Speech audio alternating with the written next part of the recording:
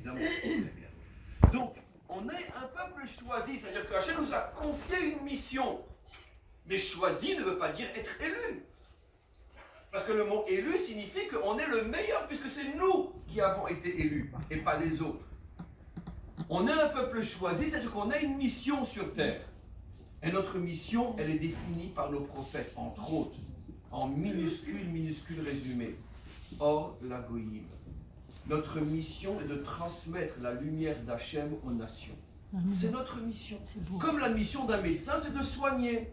La mission d'un bon avocat, c'est de sauver quelqu'un qui est dans la difficulté. La mission d'un bon électricien, c'est de ramener la lumière quand tout a sauté. D'ailleurs, si déjà, alors on devrait dire dans un langage moderne, nous avons été choisis pour être les électriciens du monde. Voilà.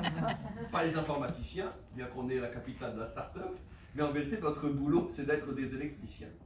D'amener la lumière partout les pots où ils ont sauté dans le monde entier. Voilà, on est des électriciens. Et il y en a besoin de plus en plus. Hein. Comment ? Il y en a besoin de plus en plus. Voilà, on a énormément besoin d'électriciens aujourd'hui, c'est sûr. Donc, c'est pour ça que nos pères et nos mères, qui étaient pourtant eux les plus grands de toutes les générations, puisque Hachem osera même dire à Moshe, dans Parashat Ve'ara, combien je regrette la disparition des pères et des mères. Regardez les premiers versets de Parashat Ve'ara, la deuxième dans le Sefer de Shemot, regardez ce que dit Rashi. Combien je regrette. Et Hachem dit à Moshe, tu leur arrives même pas à la cheville. Ça c'est 2 mois, mais c'est le sens de ce que dit Rashi. Tu leur arrives même pas à la cheville. Chaval al de'avdin. Combien je pleure la perte des pères, des pères et des mères.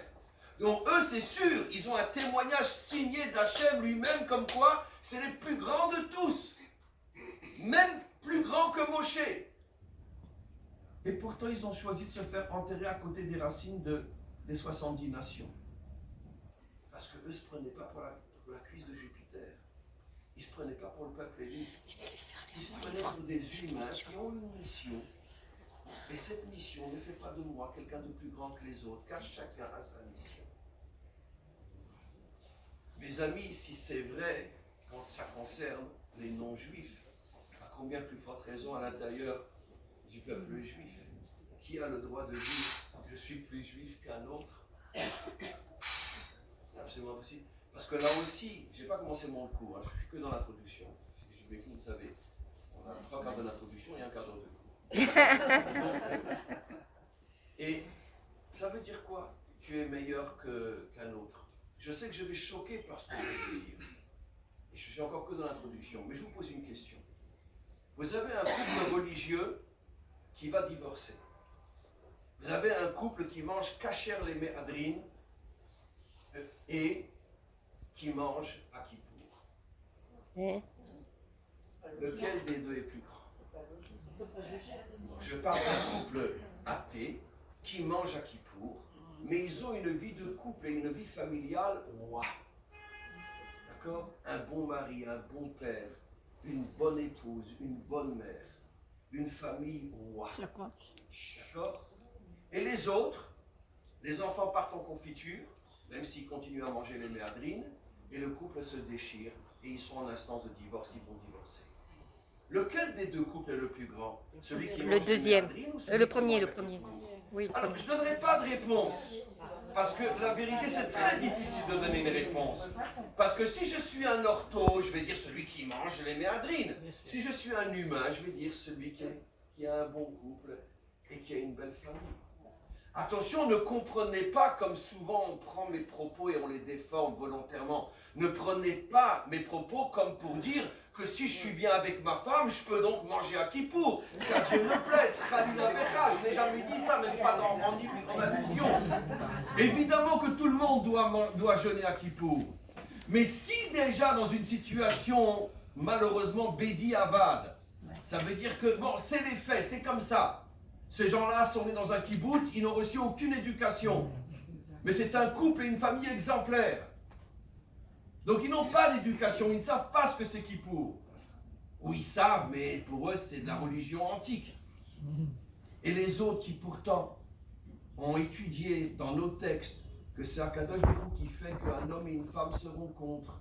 C'est lui qui décide de la rencontre entre deux êtres.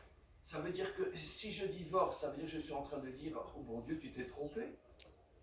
Non, C'est ce que je suis en train de dire. Pas forcément. Pas forcément. Il peut y avoir un on peut être marié pour un certain temps avec quelqu'un et c'est Hachem lui-même qui demande le divorce.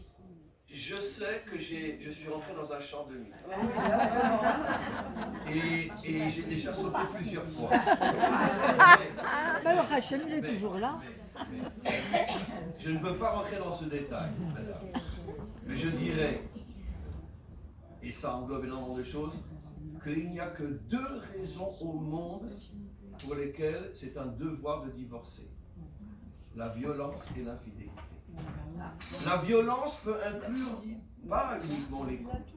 La violence, ça peut être la violence psychologique, la violence verbale, la violence dans le sens que je ne m'intéresse plus du tout à toi, je te laisse seul, crever dans ton coin. Donc, la violence, qui est beaucoup plus grave quand elle est mentale et psychologique que physique, et l'infidélité. Ces 2 raisons-là, si on a essayé de réparer et qu'on voit qu'on n'arrive pas, alors dans ce cas-là, oui, il faut divorcer. Donc, il y a malgré tout des normes qui, oui, justifient le divorce, pour aller dans votre sens. Je rajouterais juste qu'aujourd'hui, au moins 80% des divorces, ce ne sont que pour des raisons qu'on n'a pas travaillé sur ces méthodes, on n'a pas travaillé chacun sur soi et on n'arrive pas à s'entendre comme ça va être le coup. C'est 90% surtout qu'aujourd'hui, 90% des divorces, c'est entre 20 et 30 ans. Ça veut dire que ce sont des gens qui n'ont même pas commencé à travailler dessus. Mais bon, c'est un autre sujet, je l'ai simplement mentionné comme ça. On va revenir maintenant sur Révo. D'abord, maintenant, vous allez évidemment avoir la réponse. J'aurais dû commencer par cette question, mais bon, la Providence a voulu que je commence différemment. Donc, vous oubliez tout ce que j'ai dit, je vous pose une question. Quel est l'endroit en Israël où se trouve cachée la lumière de la délivrance finale? Et je vais vous le prouver. Vous savez, d'abord, pour mieux comprendre ma